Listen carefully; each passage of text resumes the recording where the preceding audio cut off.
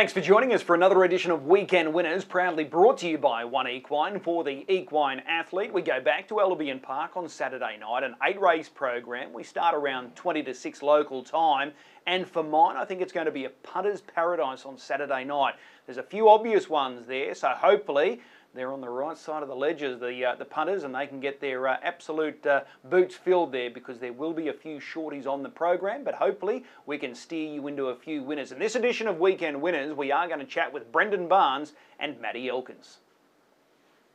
Brendan Barnes now joins us to go through his drives on Saturday night, and he's in the hot seat as we speak. Brendan, appreciate the time. No worries, Chris. Thank you. 1Equine, you've picked up this drive for Dougie Hewitt in the first race. This is a good race. This is loaded, this first race, but importantly, draws the right gate here, the inside.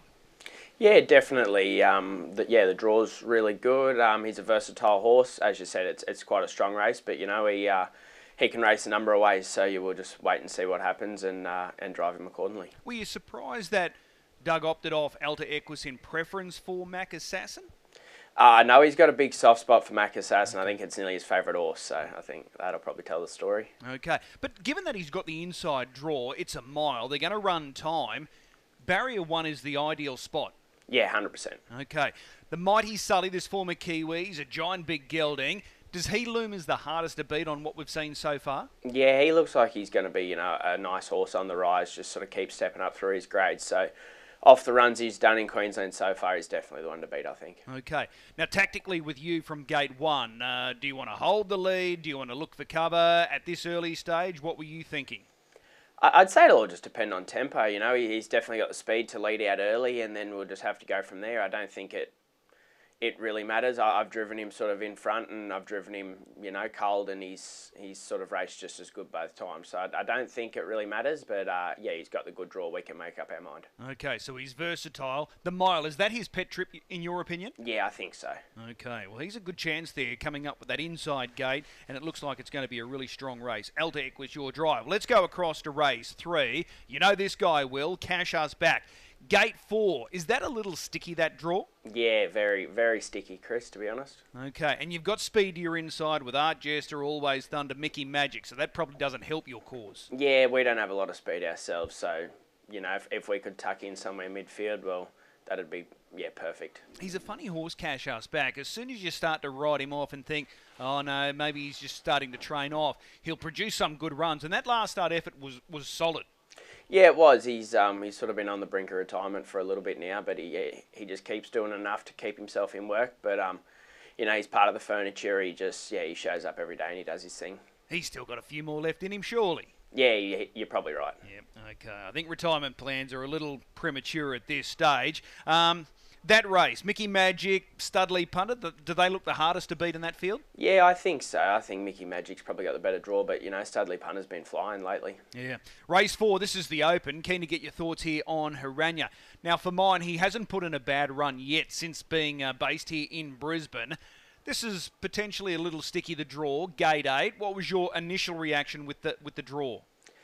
Yeah, it's not a good draw. I don't necessarily think it's a bad draw either. I think it probably takes winning out of the equation unless we get a hell of a lot of luck. But I think if he gets a little slice of luck, he'll make the most of it, and I can't see why he won't be in the money. Okay, Frankie Ferocious is going to command all the pre-race hype here.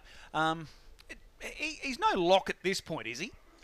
I think he's looked super sharp. His last couple of trials, he looks very relaxed, compared to how he can be. So I think if he finds the front and just drops a bit like he's looked in his trials, well then I can't see how we'll catch him. I suppose that form out of that trial 2 starts ago against Leap to Fame has been frank. So it looks like he is set for a good campaign. So Cat's Eye Beach draw on Barrier 1. That's the horse you're following out. Do you think you'll end up, 3 fence? 3 fence would be, awesome. If 3 fence would be wrapped. Yeah, I was going to say, it's not the worst spot to be, is it? No, definitely not. Okay, do you think they'll run a bit of time here? Oh, it's sort of you struggle to find a little bit of mid-race pressure there, and I think if Frankie, finds the front and he relaxes, they'll be happy to let him relax, but, they'll definitely smoke it on the way home, and, yeah, it's just sort of hard to see where that mid-race pressure will come from. So that second quarter is just crucial, not only for your chances, but also for Frankie as well. If they leave him alone, he'll make you pay. Yep, definitely. Okay. Well, that's Haranya, but yeah, his form is super, and he's going to be a threat. What about in race 5? You've got a love-hate relationship with Ko-Fi Blaze. You've opted for her. You could have stuck with Betting Jewel. Was it a tough choice to make? I don't know where the love comes from, Chris, but nah, I just mainly drive her. She's quite a handful, so I'll just drive her, and I think we're all racing for place money anyway. So yeah, we'll just sit there on the rail. Hopefully, if we're leaders back and she can run top 3, that'd be great. Okay. In last week's race, at the top of the straight, did you think you were a chance? Yeah, I did actually. Yeah. I thought, she sort of still felt good, and I thought she'd kick for home, but they just collared her late. But in saying that, the track was pretty heavy and pretty sloppy, so I think there was a little bit of merit in her run. Okay. Barrier 1 for her. She can be a little bit of a handful. She's a bit of a headstrong type. Is that ideal for her, or would you have preferred 2? No, 1's fine. her manners aren't too bad generally when she's sort of drawn 1. It's normally as long as she's not going up to the gate first, but touch wood, we shouldn't have any trouble with her there from 1 on Saturday night, and hopefully, she can come out and just sort of be in behind them there. Okay. Do you think there will be a fair bit of early pressure here?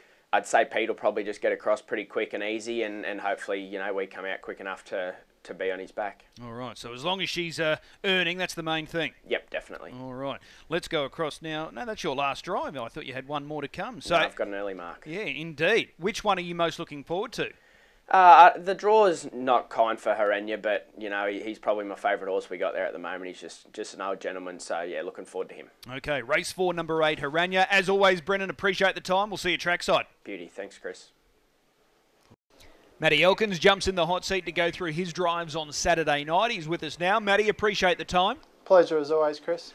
This first race, this is the highlight race for me on the weekend. This is a strong race. Your runner is Moops. He's only had the 2 local runs. Really unlucky first up. He cruised to victory at Redcliffe last time out. How do you think he sort of fits into this puzzle on the weekend?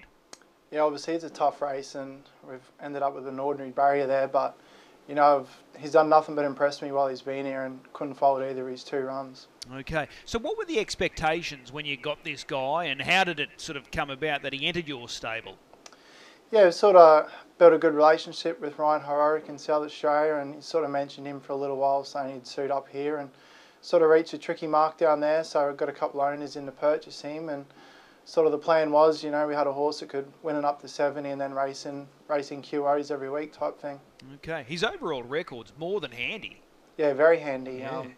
He's won a lot of races from not many starts, so he's a well-credentialed horse, and he seems to suit Queensland style. Okay, so that first up run, that was in a heat of this final. He was really unlucky, and whatever he did in that race, he was always going to take benefit. Did he surprise you that day with that first up effort?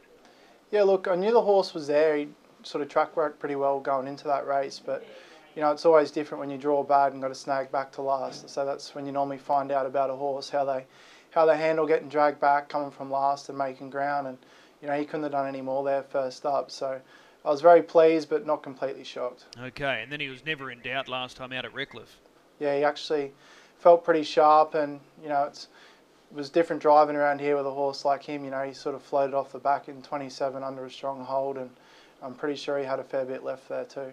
So no doubt you would have been disappointed seeing the barrier draw earlier this week. Have you been able to get your head around it? How do you attack this race tactically?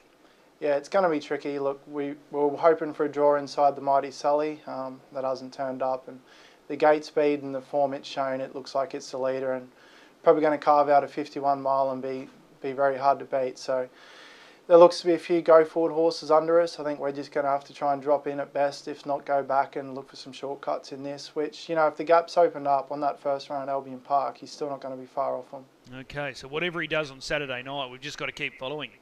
Yeah, definitely. I really like the guy, and I was absolutely wrapped with him here last week. He's sort of, I'm sure if he got pushed, he would have got to the line a lot quicker still. All right, well, that's Moops in race 1. What about race 2? I'll be disappointed if you weren't happy with what he delivered first up Congo line. Yeah, he was super. Funny little horse. He doesn't cop a lot of work, so it's always hard bringing him back from a break, but sort of last time I think I waited too long and got to the race and went bang, bang and went super. So sort of took him a bit earlier than normal this time, and all he needed was a bit of tempo on that run. I think he would have been winning last start. He made the move on his own and cruised up there, and he only tired late in a slow run race, and I think they slipped home in a 26th quarter.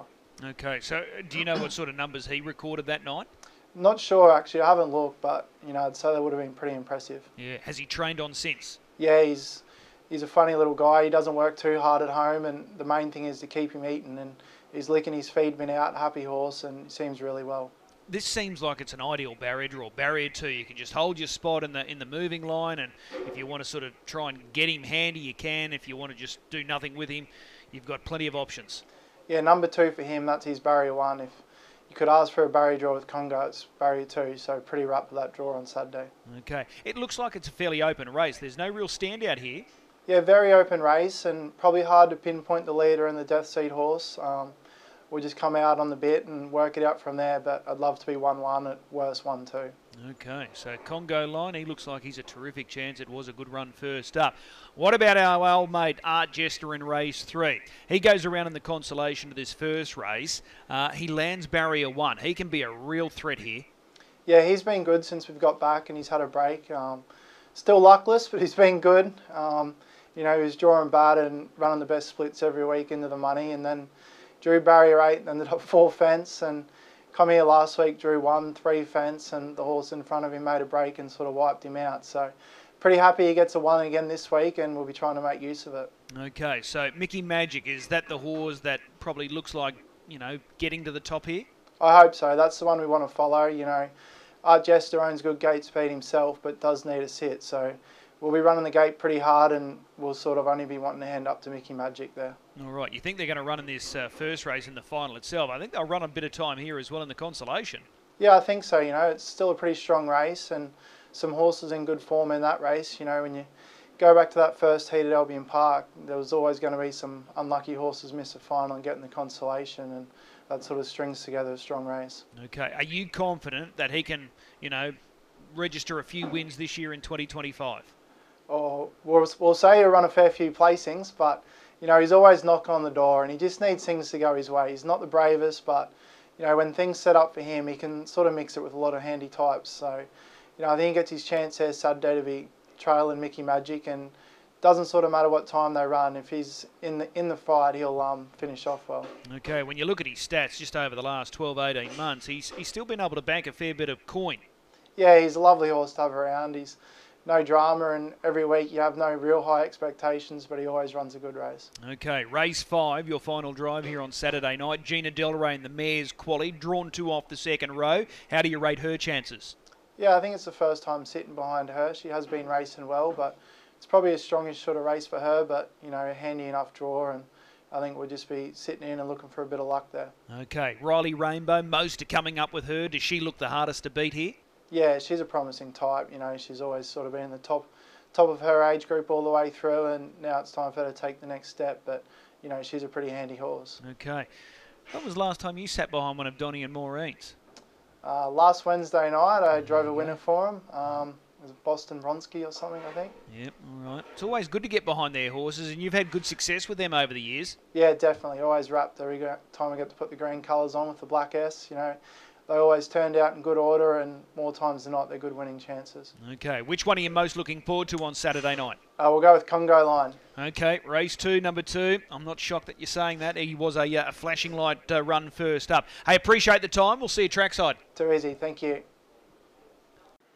As always, a big thanks to our 2 drivers this week, Brendan Barnes and Matty Elkins. We wish them all the very best of luck. Hopefully there's a few winners for them there on Saturday night. Time now to find the all-important best bet, and I think the best bet comes up in race 6, which is the first leg of the Tab Treble. Race 6, horse 2, Aqua Sancta. This guy is bursting to win a race at Albion Park. Past couple of runs have been really good, although beaten last week, far from disappointing when second behind My Rocky Romance. He's since raced again and performed well when second on Tuesday behind King of Trumps, and sectionally he couldn't have done any more last week. This looks a good race for him. Race 6, number 2, Aqua Sancta, marking him the best bet on the program. Repeating 8 races on Saturday night. A few shorties, so the all-ups might come into play. Our first race gets underway at 5:42.